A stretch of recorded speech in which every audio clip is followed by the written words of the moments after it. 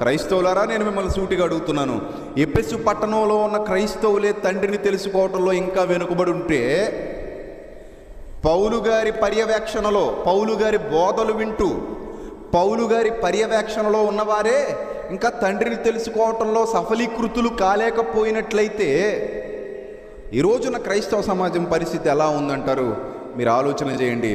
లోక సంబంధుల పరిస్థితి ఇంకెంత భయానకంగా ఉందంటారు? మీరు ఆలోచన చేయండి. లోకంలో ఉన్న వాళ్ళ పరిస్థితి ఎలా ఉందండి? చాలా భయంకరంగా ఉంది.